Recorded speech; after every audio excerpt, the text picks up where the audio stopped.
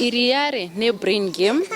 as in nĩ brain game, you relax, alafu ũrĩe balanced diet, cereals kwa wĩingĩ biũ, no make sure irio iria ũrarĩa rĩ citirĩ na gas nĩ ũndũ wa colic.